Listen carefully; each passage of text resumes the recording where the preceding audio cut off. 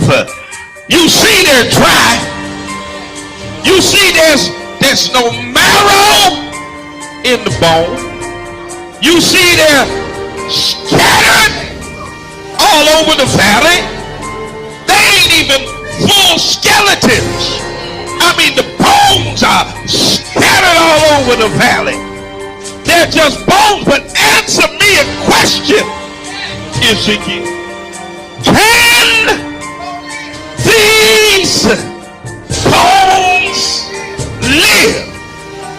Ezekiel answers the only way he knows how to answer.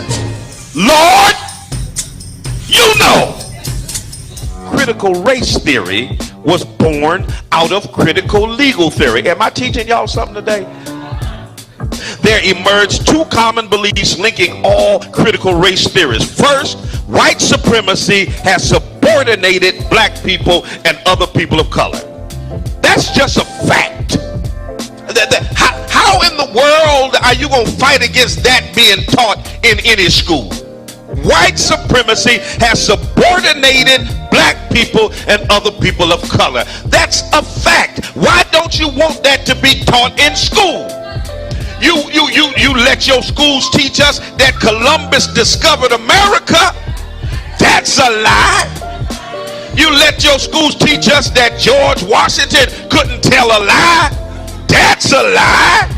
You let your schools teach us that some slave owners were beneficent and good slave owners. There were no good slave owners. Anybody who owned people was evil. That's a lie. You let your schools teach us that Abraham Lincoln was good for Negroes. No, Abraham Lincoln was trying to save the Union. And Abe Lincoln himself said if he could save the Union and keep black people in chains, he would do it. That's a lie. Come on, somebody. You let them teach us about a white Jesus. You let them teach us that Native Americans were the aggressors. Come on, somebody. That white folk had a manifest destiny and that the Pilgrims were good at Native Americans. That's a lie. All day, every day, you let them teach us lies. All throughout my history in school, I was taught lies. But you got a problem with critical race theory because it teaches the truth that white supremacy has subordinated black people and people of color. The right to bear arms. Let me just back up a little bit and let me take you on back to the late 1960s when Ronald Reagan was the governor of California. And they were oppressing black folk, and a group of men and women known as the Black Panther Party decided that they were going to defend the rights of black folk. And the Black Panthers decided that the Second Amendment wasn't just for white folk. So they strapped themselves with guns and showed up at the Capitol in California. And when they saw them Negroes with guns, come on, somebody.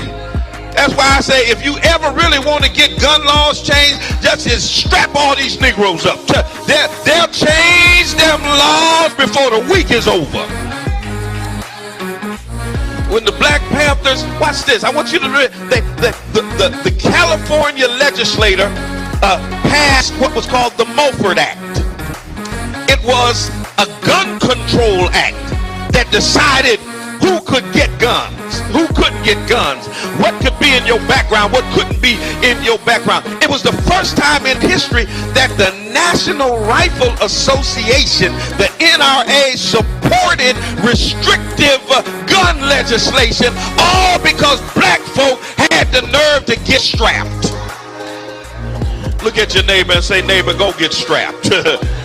Amen, somebody. Y'all gonna say Bishop told us to get strapped. I said it. Go get strapped. It just got real quiet up in here. But y'all already know I'm a triple P. Amen. Y'all know what a triple P is, right? A pistol packing preacher. Amen, somebody.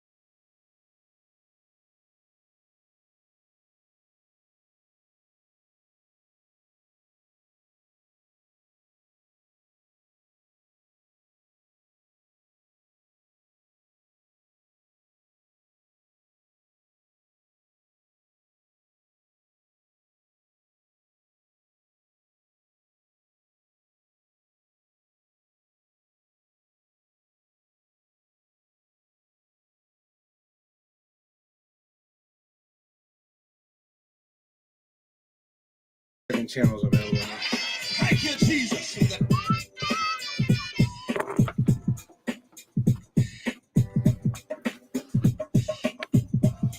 What's up, family? You got a Steeler on the air now. We're getting that cowboy out of the studio. We them boys. You know, I don't know if they them boys, because I don't know. The memes I've been seeing are going around. You know, look like they them girls. There's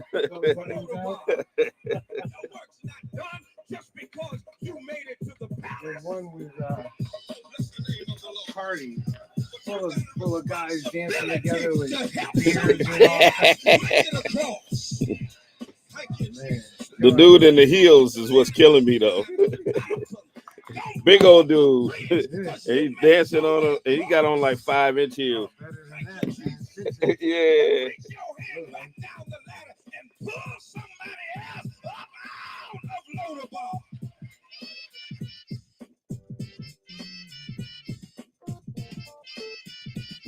Be so hard on us. All right, y'all. I got y'all. Like, share, subscribe, do all that stuff. I'm gonna have to be creative with Instagram. Instagram be doing funny stuff. So let me tell you. They sent me something yesterday talking about a post I made back in April. There's this white supremacist group called the Blood Tribe who was marching on the campus of the University of Wisconsin with swastikas and all that stuff. So I posted it and I said that the director of the FBI, Christopher Wray, has determined that the most dangerous terrorist threat in America are white supremacists. 4 months later, Instagram decides to flag that post.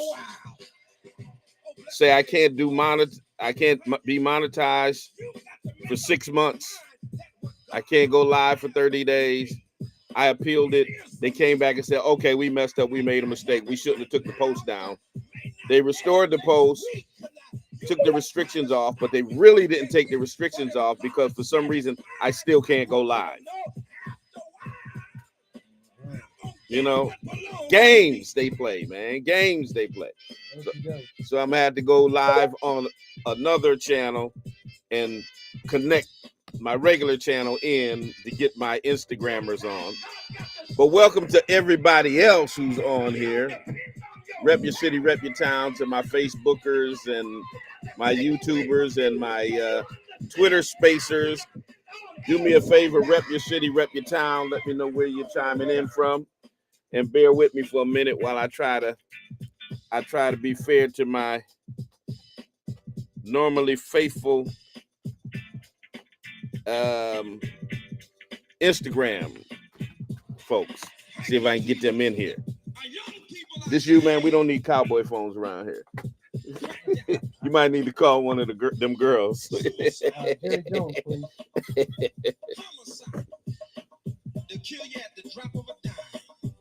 All right, have your fun.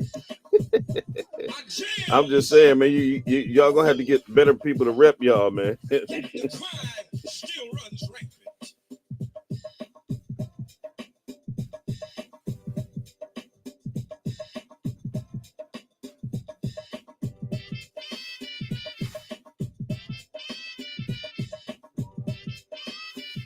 But y'all pray for my friend Kenneth. You know, he's gonna have another disappointing season. You know. You know that the last time they won a championship. Oh man. Bill Clinton was the president. There was no such thing as Facebook or Instagram or any of this stuff. All right, I'm gonna get going now.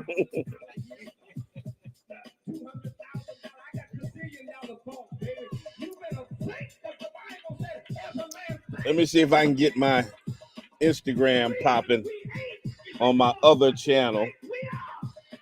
We're gonna make this happen, y'all, one way or another. One way or another. We're gonna make this happen.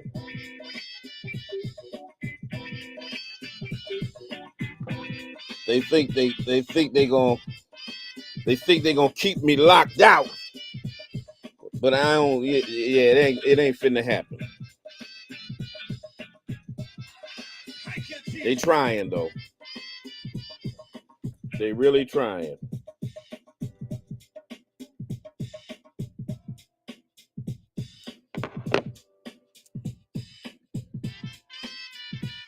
All right, let me log on and come back. 90.7 WTCC.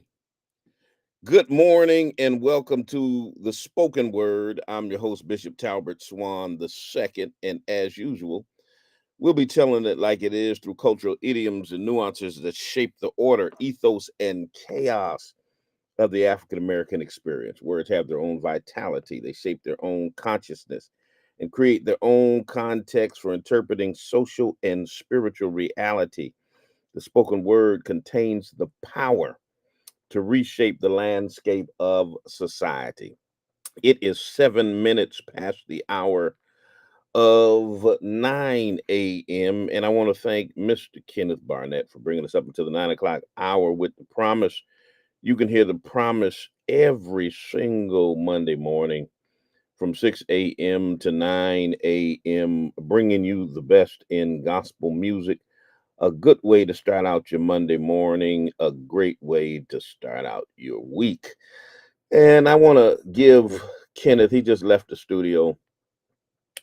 I want to give him my condolences ahead of time, ahead of the football season, um, for the disappointment that the Dallas Cowboys are going to be to him again this year. And I want to give that condolences to all of my Cowboy fan friends. Okay, before the season even starts, I wanna give you my condolences and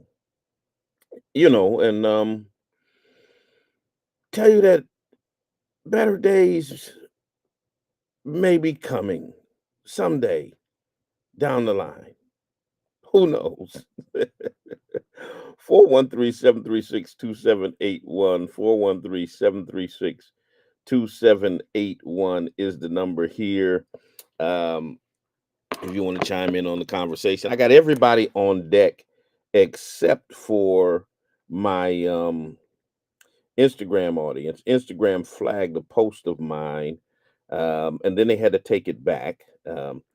I had posted back in April a white supremacist group called the Blood Tribe went marching on the campus of the University of Wisconsin with swastikas and chanting, racist chants, et cetera, et cetera. And so, I posted that and talked um, about how the director of the FBI, Christopher Wray, had determined that white supremacist groups were the most dangerous terrorist threat in America. Um, and, it was no problem. No problem at all. And um, then all of a sudden, 4 months later, they flagged the post yesterday, said I couldn't monetize for 6 months, um, that I couldn't go live for 30 days. So of course I appealed because the post did not violate any of their rules. So they put it back up and said we made a mistake. It shouldn't have been flagged. But then they kept the restriction of going live on, even though there's no violation. I can't go live on my account. So I gotta deal with them in terms of that. Like, hey, what the problem is now? If you restored the post and you made a mistake, why is there a restriction on my Instagram where still can't go live? Because that's what you wanted to do in the first place. I get it. I understand that I talk about some things that ruffle the feathers of those that are in bed with white supremacy and all that kind of stuff. And so I understand why my accounts go through such scrutiny all of the time. I mean, I always talk to the folks when I come in the radio station because they're live on Facebook and they're playing music and stuff. And I'm like, how do you get to play music and they don't flag your account? Like literally, if I play certain music on my account, they will shut down my stream immediately without warning. Just whoosh, it's gone. Y'all been there where they just shut me down. And I'm like, how do you get to just like play hours of music and they don't bother you? So I understand that my accounts receive some very special attention, because yeah, I talk about some stuff that makes some folks feel just a wee bit uncomfortable, and so I get it. So I'm having some challenges with my Instagram audience, so hopefully my Instagrammers will know to check me out on YouTube or on Facebook or something like that. Um, you know, until we can make other things happen. All right, 413-736-2781. 413-736-2781 is the number here. I'm going to give you a little bit of Ferris Hill. This is one of the songs I can play. And then what we're going to talk about today, we're going to deal with racism in the Olympics. We're going to deal with the history of it, but then we're also going to deal with the specifics of the 2024 Olympic Games now that they've wrapped up and stuff. And we'll talk about the attitudes. For some reason, even though black athletes keep giving you gold, and making America look good, white folks in America are always going to hate on black folks no matter what, no matter what. And so, we'll talk about it. Yeah, we'll talk about, they were talking about, oh, Brittany Griner is a changed woman. Look at her tears coming down her eyes. She's putting her hand over her heart. She learned her lesson. Well, there was not really a lesson to learn. There was nothing wrong when she refused to pledge allegiance to the flag and stand for the Star Spangled Banner when the third stanza of the Star Spangled Banner boast about murdering enslaved black people. There's never anything wrong with her refusing to pay homage to a song that talked about murdering her ancestors. We'll talk about the hate that Simone Biles got and the hate of the U.S. women's basketball team because Caitlin Clark wasn't on it. All that stuff, we're going to deal with it. 413-736-2781. 413-736-2781. Don't touch that dial. Don't go nowhere. We'll be right back. But the essence of growth is changing. The being in the road will be the end of the road if you refuse to change. Reach a little higher, reach a little higher, dig a little deeper, dig a little deeper, go a little further, go a little further. Come on, come on, come on. Reach a little higher, come on, yeah. Dig a little deeper, dig a little deeper, go a little further, go a little further.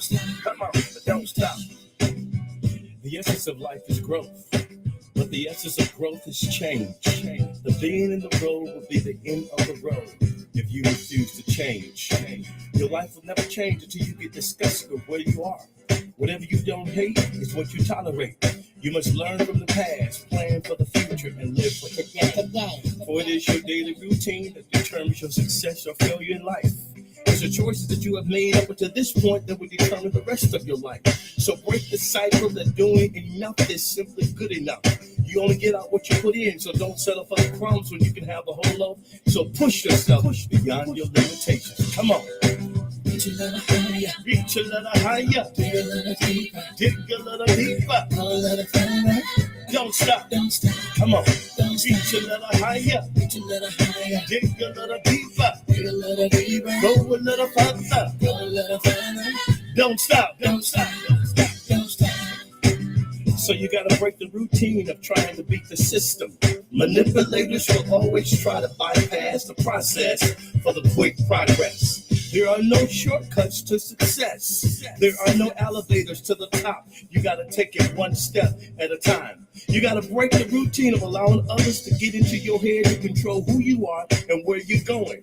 You see, when you're about the positive, you're gonna always have haters. But don't let your haters push you down, let your haters push you forward to the next level. So when people show you who they really are, don't perceive them to be something else that they're not. See, a zebra does not change his stripes. So you gotta keep pushing yourself to the next level. Yeah, there you go. Come on.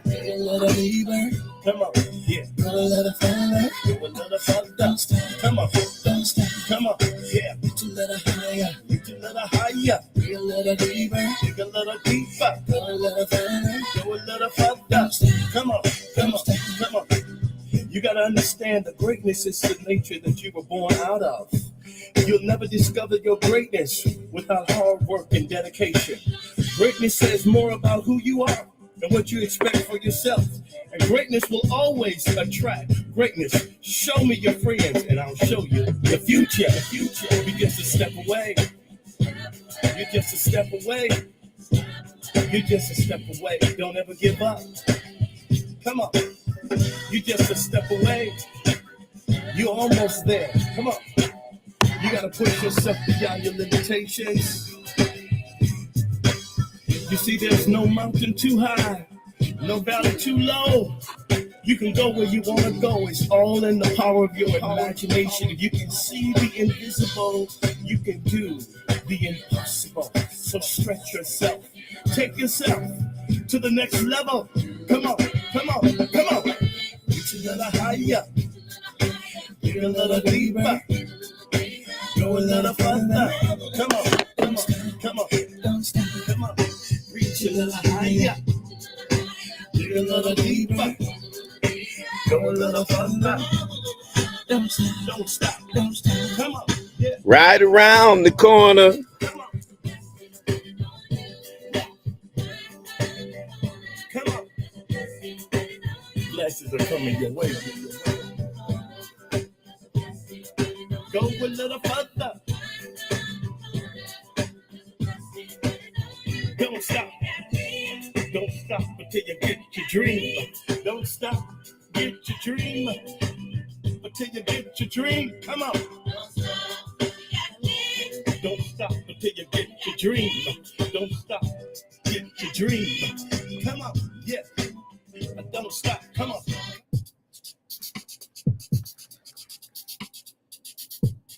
All right, let's get it, y'all.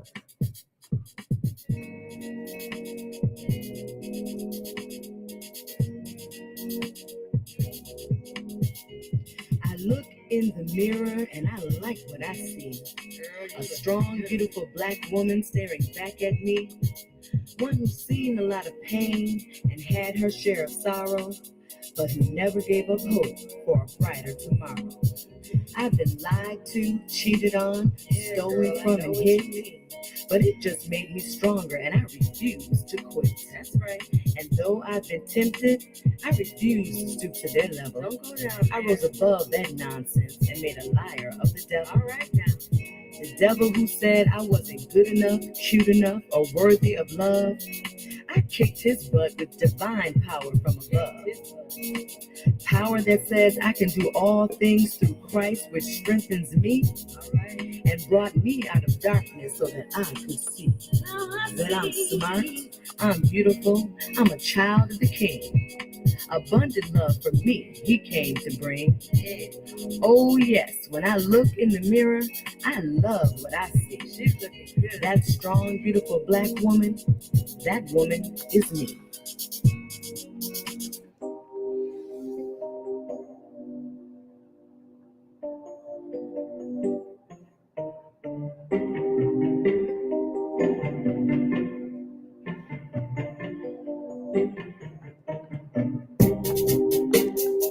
You say you sold out because black women are loud and crass. What? And your precious white woman is the epitome of class? Are you so blind that you cannot see? That pale girl child ain't got nothing on me. For hundreds of years we have stood by your side, accepted your flaws and allowed you your pride, bore your children and cleaned up your mess, satisfied your lust and always settled for less. We have stayed in the background and allowed you to lead, trusting in your strength and ability to succeed, never getting the praise and credit we deserve, but having the courage, the will, and the nerve, for being the backbone that has kept it together for you and our children in all kinds of weather. And now suddenly you say we're not good enough for you. We forced you to sell out because of the things we did. Well, where was that white woman when that white man you hate was cracking the whip? In the boardroom, the warehouse, and on the slave ship. She stood by his side and didn't say a word, waiting for her own chance to rule and be heard. And now it's her you turn to and treat like a queen? And me and my sisters you choose to demean? Well, hold up, wait a minute, and stop the damn bus. Because there are a few things I need to remind you about us. Listen up. A more beautiful creature God never made than an African woman, no matter her shade. High, yellow, red bone, or cocoa brown, we are more than worthy of wearing a crown. Ebony, mocha, or black as the night. It is we who have always shared in your plight. We are passionate, spiritual, loving, and kind. A more generous heart you'll never find than the one that beats inside the body of a Nubian queen, the hardest working, loving, giving woman you've ever seen. For we give and forgive until there's little left. Then we're forced to put up our guard to avoid your theft. All right, 90.7 WTCC was trying to get my Instagrammers on. And so if you normally watch me on my Talbert Swan Instagram page, then go to Talbert W. Swan 2, Talbert W. Swan 2, and you can catch the live popping right there. We're going to have to improvise until Instagram does the right thing, because right now they have me restricted from going live for not violating their guidelines. Once again, they restored the post. Now let's understand what's happening. They restored the post, okay, but didn't remove the restriction for saying the post violated. They admitted the post did not violate, but we're going to keep the restriction on, keep you from going live. Anyway, 413-736-2781, 413-736-2781. Let's get into the conversation. Let me let this sellout keep playing, then we'll come right back. For the sellout to claim to be brothers, when you turn your back on us, you disrespect your mothers. Did you hear that?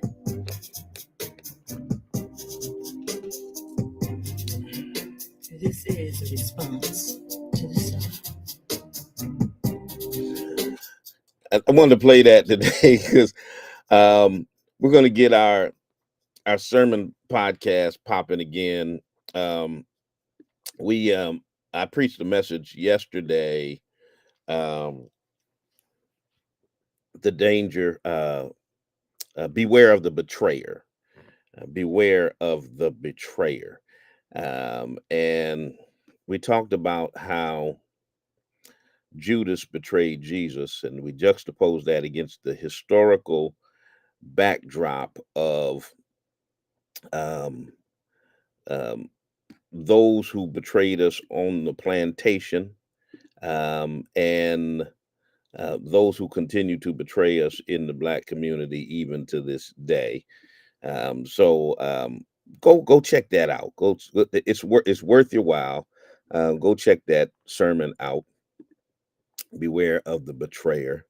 So I wanted to play that response to the sellout from my late sister Rhonda Swan, one of my favorites out of her word pieces, one of the realest ones that she has done. And check out all of her music.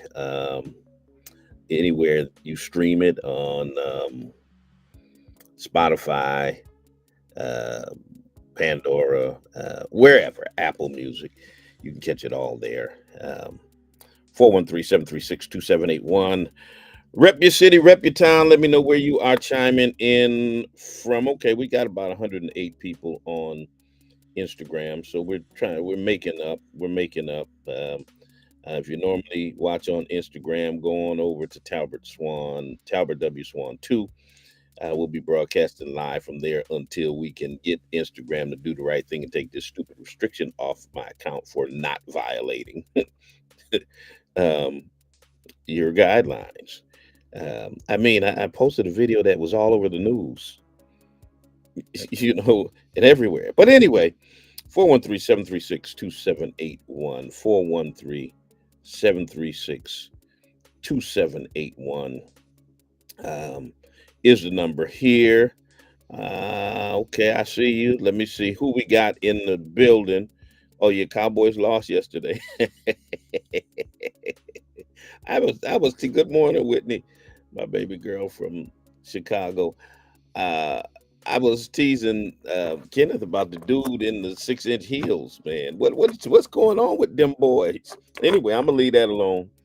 I'm gonna leave that alone. Pensauken, New Jersey in the building. Dallas is in the building. Cowboy Country, Harrisburg, Pennsylvania all day. The 413 is in the building. I see you, Keyshawn Dodge. Houston is in the building. Juanita, I see you.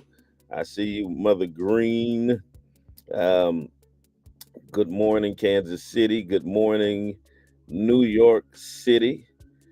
Good morning, good morning, good morning, London, England. Good morning to you. Good morning, Raleigh, North Carolina. Good morning, Baltimore. B-More's in the building. I got to go to B-More soon. Anyway, um, good morning, Oklahoma City. I'll be there soon as well. I'll be there next week, I think. Good morning, Quebec.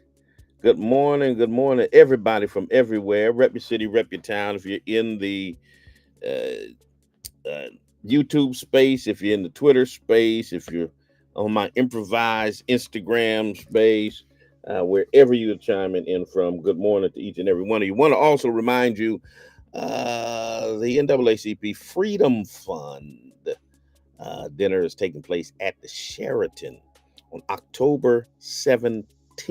Go to our Facebook page and get all the information about it right there. Um, our dynamic speaker is the one and only Reverend Siobhan Arline Bradley, the president and CEO of the National Council of Negro Women, walking in the footsteps of the Dorothy Heights and the Ida B. Wells of the world. And of course, the Deltas would want me to mention she's a member of Delta Sigma Theta sorority. She's my sister girl.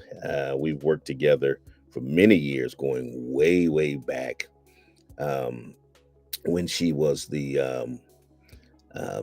over health for the national NAACP way back under the administration of Ben Jealous when Rosalind Brock was the chair of the board, etc. We worked together then and down through the years. We have appeared on many different forums at different places together. And actually, I'll be going down to speak for her at the National Conference of Negro Women. I'll be with her on October 11th, and then she'll be with me on October 17th. So you want to get your tickets. You want to prepare to be a part of that. And of course, our monthly meeting will be the 27th, I believe, of this month, every fourth Tuesday. So get connected. 413-736-2781. 413-736-2781. Let's deal with these Olympics. Now, I'm gonna take you down memory lane a little bit, just so those of you who are younger than I've always got to come to grips now with I am a senior American citizen. Youth is relative to where you are in life. You know, when I remember when I was 20, you know, 25 years old, and back then we were all looking at the year 2000, like the year 2000 was some apocalyptic type of event that was going to take place. I'll never forget when we were at Watch Night service, 1999. My daughter, Erica, was crying in church because all the things they heard that that the computers were going to go out and the lights were going to go out and the world might end and all this stuff in the year 2000. Um, and matter of fact, congratulations out to my daughter Erica, who just passed her licensing exam to be a licensed mental health therapist in Massachusetts. She got her master's degree last year in mental health.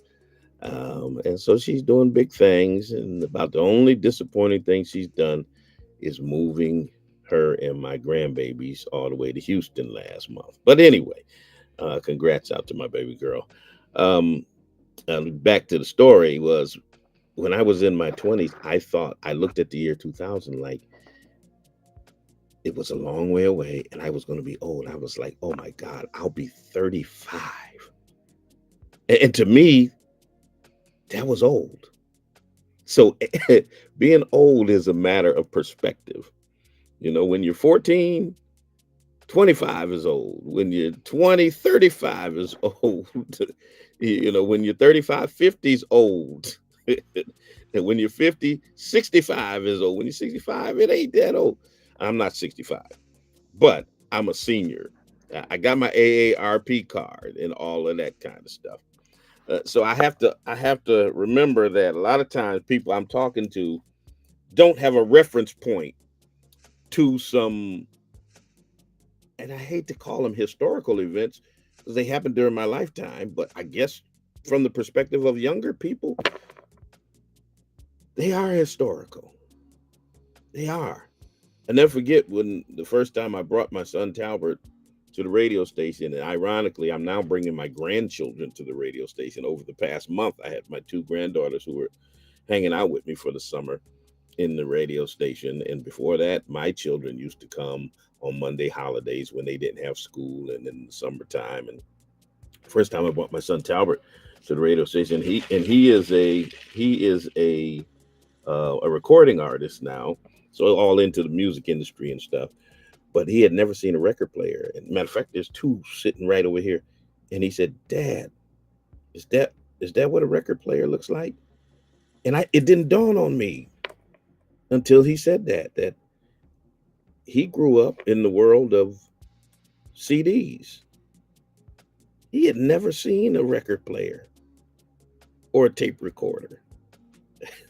So it's all relative. Anyway, so I'm going to give you some historic things so you young people just kind of jive with me. And then I'm going to get up to the 2024 election. The Olympic Games basically is an event that is meant to symbolize global unity and the celebration of human achievement. It has paradoxically, though, been a platform where deep-seated racism persists in societies worldwide, and they become extremely visible during the Olympics. American athletes, particularly Black athletes, have faced significant challenges, battling not only their competitors, which you do in the Olympics, but also the racism that has permeated the game for decades. They have to deal with the anti-Black racism from the international world, but unfortunately, they have had to deal with it in their own country. They have to deal with obstacles that they have had to overcome and issues that have persisted from the start of their competing through now. It's a long history. It dates back to, Olympic Games date back to ancient Greece. The modern Olympics began about 30 years after emancipation in 1896. And from the beginning, racial discrimination was evident. One of the most notable early examples, historic examples that you need to learn about, need to know about, was in the 1936 Berlin Games, where Jesse Owens, a Black American track and field athlete, won 4 gold medals. 4 gold medals. And the significance of that was Jesse Owens directly contradicted Adolf Hitler's racist ideology of Aryan race supremacy. Okay, um, it was a finger in the face of Adolf Hitler, who thought that black people were inferior. And despite Jesse Owens's triumphs on that international stage, here's the thing, ladies and gentlemen, he came back to America, back to a country that at that time, while they celebrated him winning those 4 gold medals for America, he came back to an America that still enforced segregation. He was not even invited to the White House by President Franklin D. Roosevelt, as all Olympic gold medalists were historically, because he was black.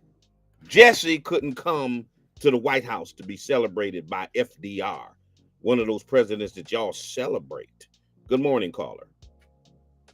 Yes, good morning. My wife called in earlier on the show, and she just called me from work. She wanted me to see if there's any way she could connect with the president. I just turned the show on, so I'm not sure who's. We're live on the air. We're doing a radio show right now. If you want to contact the branch, you have to call the branch. 413-736-2781. I love you all, people. I do. But we got to take care of business during business time and not on the radio show. We can't be live over the air discussing your private matters in front of the rest of the world. 413-736-2781. So Jesse Owens could not even be celebrated at the White House because he was black. Another early instance at the Olympics was during the St. Louis Games, where the Anthropology Days events featured competitions among indigenous people and other marginalized ethnic groups. This was 1904. And they weren't serious athletic contests, but they were to be spectacles that were meant to entertain the white audience. They were meant to display the supposed inferiority of indigenous groups compared to white athletes. All right. They were meant to highlight deep racial prejudices of the time. In the mid 20th century, we saw Black American athletes continuing to excel in the Olympic events as they faced racism at home and abroad.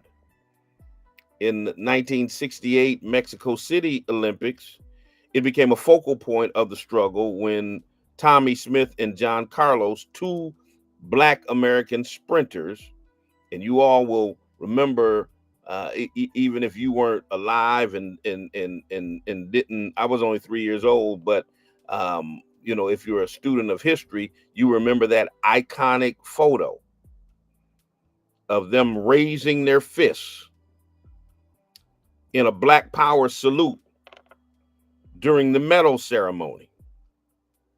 It was an act of protest against inequality in America. Okay? They used the Olympic stage to highlight racism in America. and it was met with widespread condemnation.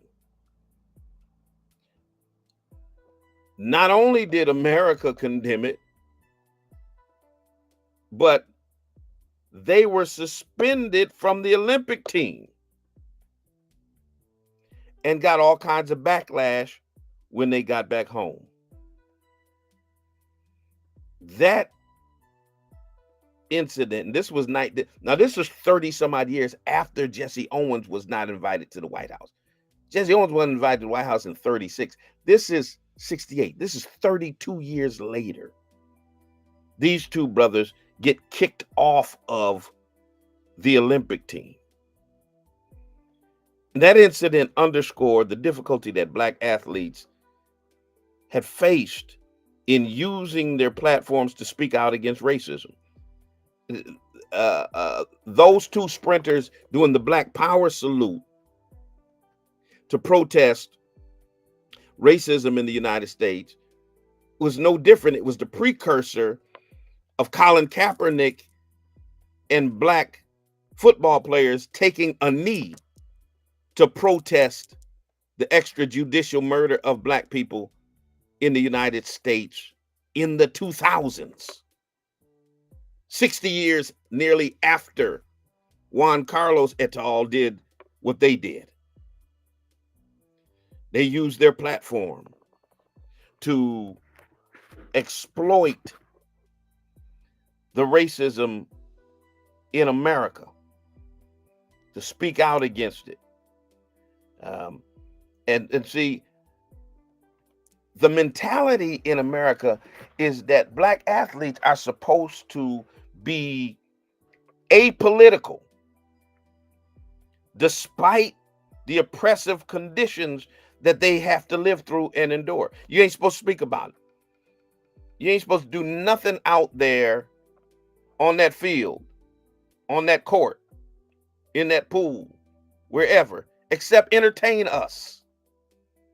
Nobody cares about the hardships you endure in racist America. You know, like Megyn Kelly, whoever it was, one of those white talking heads who said that LeBron James should just shut up and dribble. That's what they wanted Muhammad Ali to shut up and box.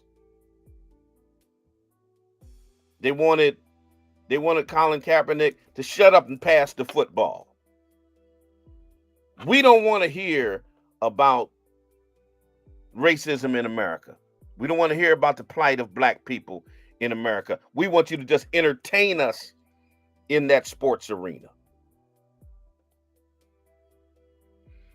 I'm getting somewhere. During the 1972 Munich Olympics, Vince Matthews and Wayne Collett, African-American sprinters, staged a subdued protest during the medal ceremony by standing casually and talking to each other as the national anthem played. So they didn't do the Black Power fist. They was just talking to each other, basically letting them know that we don't care about this national anthem that talks about murdering our enslaved ancestors in the third stanza. Okay? Their actions, like those of Smith and Carlos in 1968, led to their expulsion from the Olympics. Medal winners expelled from the Olympics for protesting racism in America. You got to understand the history of this.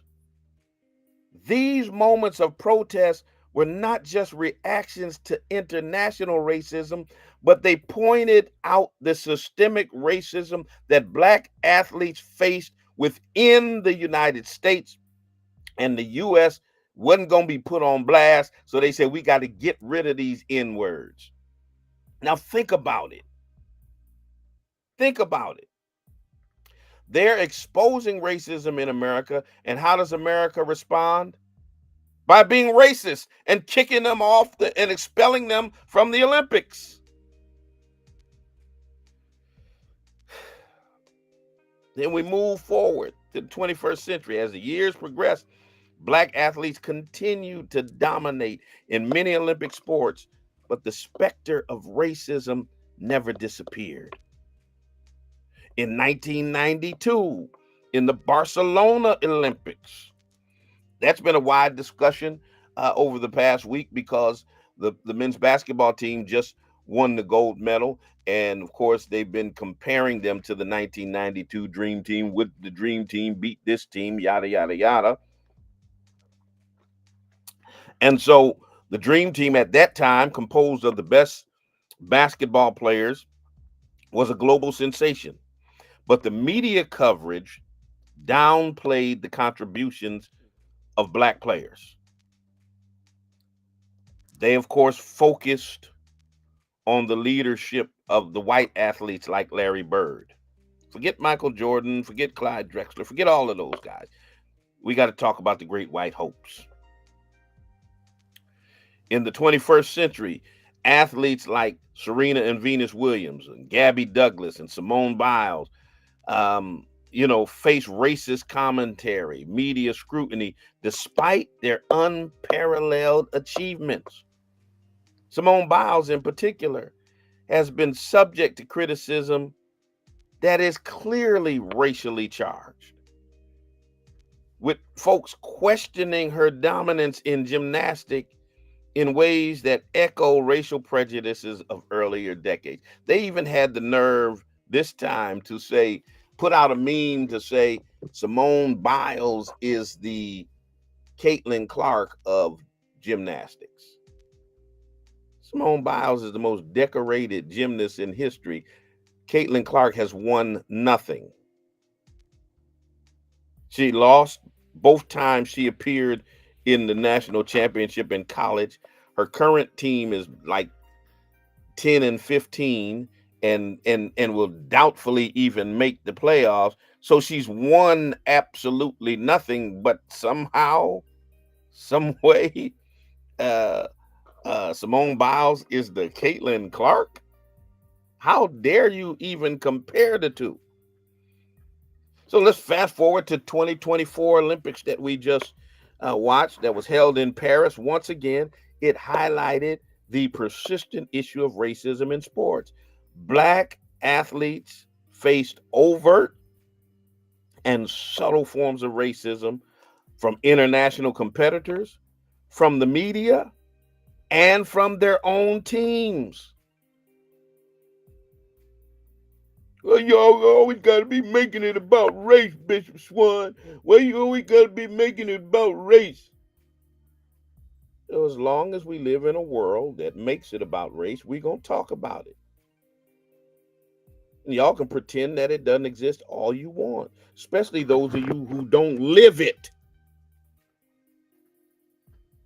As you all always want to tell Black people about their lived experiences. One stark example, Noah Lyles, track and field star, criticized not only for his performance, but for speaking out against social injustices in America. His advocacy for racial equality was met with the typical racist responses, with people dismissing his concerns about being inappropriate for the Olympic stage. How dare you get on the Olympic stage and talk about racial prejudice in America? How dare you talk about what your people go through in good old America? Good morning, caller. Hello, this Bishop Swan. You're on the air. This Bishop Swan. Yes, you're on the air. Hi, I'm sorry. I'm calling you, but my name is Clementine Thomas, and I need you to call me. I've been trying to get in touch with you. Clementine. You got to call me when I'm off the air. We can't. 413-650-6154. Listen, all of y'all who listen to me on the air, we do not conduct business live over the radio. Okay? Now, let me say this as well. The NAACP is a volunteer organization. Nobody gets paid. Okay. And I'm just gonna put this out here because it's real. Now, some of y'all, what y'all do, y'all will call on a Friday 5 times. And if nobody has gotten back to you over the weekend, because we're all volunteers and people have lives, then y'all say, I done called them 5 times, they ain't returned my call. Listen, just like if you call a regular business on the weekend, you need to expect to give them time to get back to you. Okay? We will get back to you. All right? When our volunteers get back to you. And you're probably on a long list of people who have called before you called, which is the reason why we try to get as many volunteers as we can to do the great work that we need to get done. So be patient. None of it's going to get done on my radio show. Okay? Now, if you want to talk about what we're talking about on the radio, give me a call. 413-736-2781. Good morning, caller. Good morning, Bishop. Yes. How are you? I'm good. Good. Am I on the air? You're on the air. You called the request. You called the line. You're on the air. Great. I'm just wondering, I've been listening to what you've been saying and certainly appreciate the struggles and everything. But I don't hear you ever mentioning that things are evolving and getting better in our country. And I was just curious if you believe that they are, or we're just stuck in this sort of quagmire that isn't evolving. Because to me, it feels like I'm 66 years old. Obviously I'm white. My best friend when I was a kid was black, and so I've never been racist in any way, shape, or form. But I just see things getting better, and I was just wondering if you wanted to speak to that. No, I don't want to speak to that. Here's the thing. It's always easy for a white person who does not experience what we have experienced to see it as things are getting better, and that's what you ought to be talking about. But for black people who consistently have to be traumatized, sometimes in their personal lives, and even when it's not in their personal lives, when they see people who look like them going through things in America, when every time you turn on the television, somebody's black son is getting shot, somebody's black father is getting harassed, somebody's black sister or daughter, Sonia Massey is being shot in the head for saying, I rebuke you in the name of Jesus. You all don't have to go through that type of trauma on a day by day, week by week basis in America. So it's easy to talk about, to dismiss those as isolated incidents that are few and far in between. See, for the most part, white folks think of racism as acts of individuals and not as a systemic problem in America. And then you all get uncomfortable with our conversation and you want us to say things like, not all white people. Or you want us to clarify our complaints about systemic racism by saying we've made progress and things are getting better. You want this balanced argument to make you feel better. And that's more about your white fragility. That's more about your comfortability. That's more about you feeling more comfortable about the conversation of racism. And we're not here to make you feel comfortable about it. We're not here to make you feel good about it. And we're not here to pin a medal on you or give you a prize for things getting better when they should have never been bad to begin with. You don't get a cookie for progress that's made towards treating us like humans. We're 50% of the way to treating you like humans. Shouldn't you be happy about that? Talk about that. No, that's not the conversation you get. We're not here to make you feel good about. It's like when white folks tell us white men died in the Civil War so y'all could be free. You ought to thank us. No, because we should have never been enslaved to begin with. It's like Malcolm said, if you put a knife in my back and you pull it out 6 inches, that ain't progress. And that's what that sounds like. We done pulled the knife 6 inches out your back. Shouldn't you be happy that we tried to pull it out a little bit? No, that's my answer to that, bro.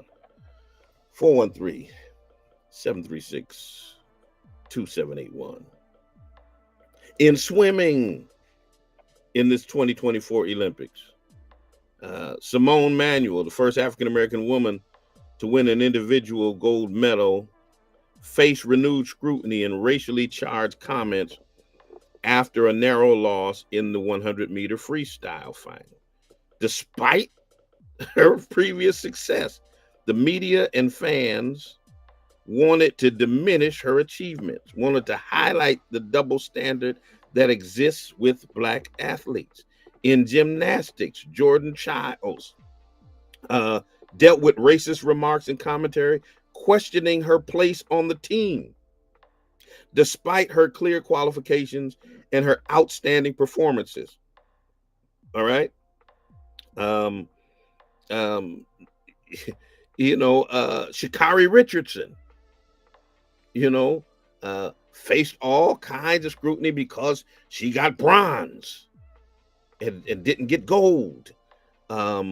And it goes on and on and on. The U.S. women's basketball team was said to be racist. Think about it. They were said to be racist because they didn't put Caitlin Clark on the team. Okay? Simone Biles, the most decorated gymnast in history, unwarranted criticism for her performance, but her identity as a Black woman. And I think none was more poignant than the women's basketball team. Predominantly Black, and won 7 gold medals in a row. They didn't put Caitlin Clark on the team, and it was met with accusations of reverse racism, overshadowing the actual achievements and the qualifications of the players that they chose. And the criticism wasn't just about team selection. It exposed how race continues to influence perceptions of fairness and merit in sports. They were also critical of the U.S. men's basketball team, talking about their arrogance and all of that kind of stuff, their aggressiveness and their arrogance, all things that are used to describe Black men. Good morning, caller. Good morning, caller. Good morning, Bishop. How you doing, man? I'm good. You got the last comment. Turn your radio down. Okay. Let me stop sometime. Good morning. How you doing? I'm good. We speak the truth. It makes them angry when you tell the truth. But you know what it is? The reason why they criticize our Black folk, right? The real problem is that the truth is because we better than them and they don't like it. That's what burns them up. So they're always going to try to throw into us and say that because we are much better. When it really comes right down, people of color, we make the majority, brother, and they can't take that. And that's the truth. God bless, brother. You stay safe. All right. Well, on that note, we're going to move on out your way. Coming up next is Mid-Morning Jazz and great Black music and more. So keep it locked right here on 90.7 WTCC. Check me out on Friday. I'll be back on the Black Love Experience. All right. So don't you dare touch the dial. Some more good music is coming up momentarily. Let me tell you, if you're looking for a place to worship, check us out. Spring of Hope Church of God in Christ, 35 Alden Street, Springfield, Massachusetts, the Brick Church right there at Six Corners. We're building better tomorrows by changing lives today. Until the next time I talk to you and you talk to me, always remember God loves you, and so do I. Peace and blessings. Yeah. This one is for all the brothers that passed, but more particularly one because it affected me drastically. I remember my sister gave me the call and I was in awe. Matter of fact, it felt the farthest from reality. She seen somebody post RIP with his name and I said I doubt it's the same.